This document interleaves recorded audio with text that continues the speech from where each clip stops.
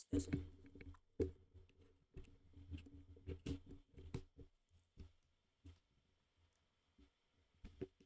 So in this lesson, we want to look at our rational or fractional index. So at the end of this lesson, you should be able to solve problems, simplify expressions involving a fractional or rational index. Okay, so let's start. Remember we have the product law. The product law is given as a raised to power n times a raised to power n equals to a raised to power n plus n. That's multiplication law, right? And we have this law also, the product law. This is multiplication law, and this is product law. So a raised to power m times a raised to power n equals to a raised to power n plus n. So we have a raised to power mn. This is a raised to power m times n. So therefore, this is where we have 3 raised to power 1 over 2 times 3 raised to power 1 over 2. Using the product law, we have, using the multiplication law, we have 1 over 2 plus 1 over 2, which is equal to 3. Okay, so if you take the roots and multiply together, we have square root of 9 equals to 3. And then we have 5 raised to power 1 over 3 raised to power 3. That's 5 raised to power 1 over 3, 3 over 1. So 3 is 1. So we have 5 raised to power 1, which is 5. Okay, and then if you use it in another form, we have cube root of 5 raised to power 3. That's cube root of 125, which is 5. Okay, so that is what we are going to have. So from the investigation, we can conclude that a raised to power 1 over n equals to n root of a, and a raised to power m over n equals to a raised to power 1 over n times m, which is n root of a raised to power n, or n root of a raised to power n. Okay, so that is what we have here. So that is called the fractional index law. So whenever you are taking a fractional index, you turn the denominator of the index to the root, and then the numerator turns to power. The denominator turns to root, numerator turns to power. Okay, so denominator turns root and numerator turns power. So that's what we have there. Okay, so let's look at some examples. So look at these examples. Let's solve it together.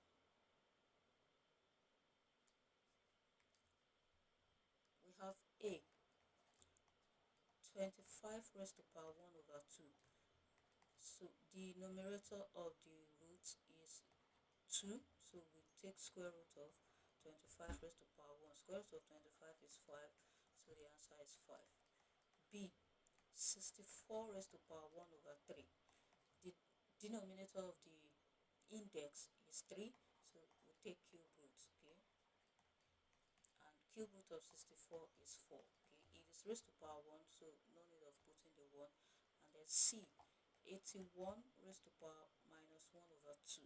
So remember, whenever you have negative index, you do the negative index first, and then you do over the base raised to the power. So this will turn to square root of 81 raised to power 1. Square root of 81 is 9, so we have 1 over 9. Okay.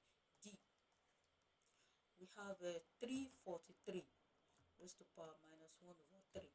So this will be 1 over 343 raised to power 1 over 3, which is 1 over cube root of 343. So cube root of 343 is 7. Okay, so that will be 1 over 7. Okay, so this is how this law works. Okay, then let's look at the other two. We'll take one more. Okay, okay, pause the video and solve this one, and let's see if you get the answer correctly. So classwork.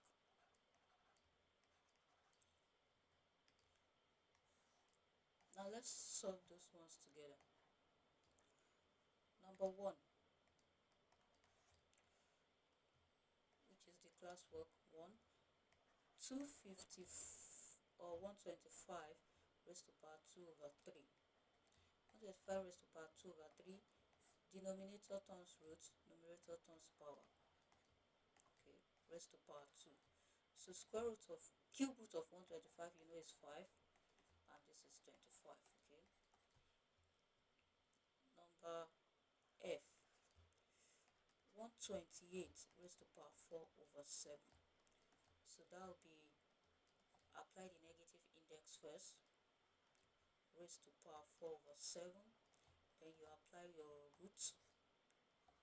That will be 7th root of 128 raised to power 4. Okay, remember 7 is the denominator of the index, 4 is the numerator. So 7 times root, 4 times power. 7th root of 128 is 2, if you remember. Good. You can quickly use the factor form to do that, and then you find out. So 2 raised to power 4 is 16, and then the answer will be 1 over 16. So if you get it correctly, mark and award yourself mark. So this is so mark this step, that is 4. So mark this step, mark this step, and give yourself 5 here. So okay, let's make it 5 here.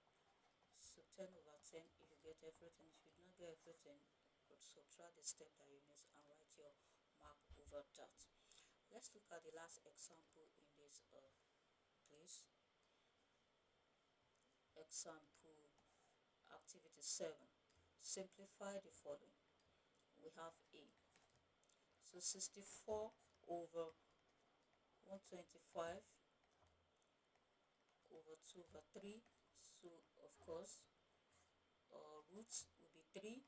64 over 125 raised to power 2. So cube root of 64 is 4.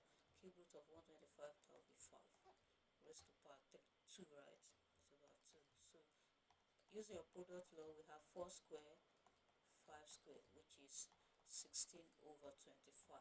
Okay, so we have 16 over 25. B, 81 over 625 raised to power 3 over 2. So this will be 81 over 625 raised to power 3, and then if we take it, we have this will be 9 all over 25 raised to power 3. Okay, so 9 raised to power 3 is 729. 729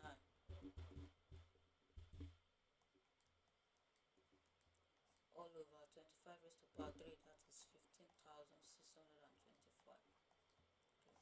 Okay, so that is the answer for that one. And I will take one more, and then you solve the last one yourself. 27 over 64 raised to power minus 4 over 3.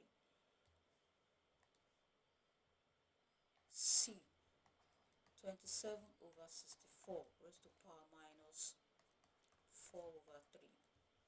So minus turn that upside down, raised to power 4 over 3, and then we take the root all over 27. So this is cube root raised to power 4.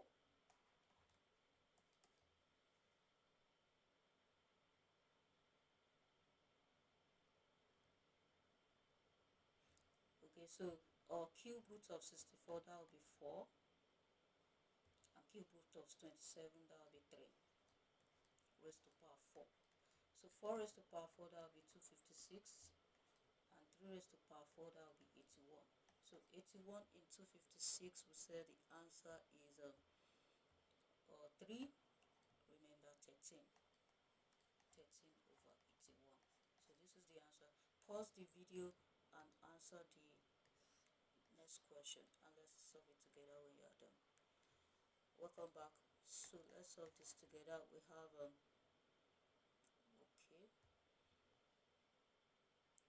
let's solve this together. So that will be 81 over 256 raised to power minus 3 over 4.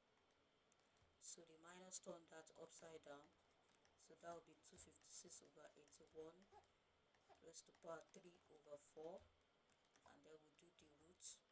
4th root now, 256 over 81 to the power of 3 over 4. Okay, to the power of 3. So 4th root of 256 is 4. 4th root of 81 is 3 raised to power 3, and this will be 64 over 27. 64 over 27, remember it is 2, remainder 10. 10 over 27. So that is the answer. So mark, if you get it correctly, mark the step, 1 mark, 1 mark. So this is 1, 1, 1, 1. So that is 5 marks. So if you did not get everything, mark the step you got and award the mark for yourself. Okay. So this is how you solve this problem involving indices. So these are the laws of indices. So see you in the next lesson where we are going to discuss exponential equation. Bye.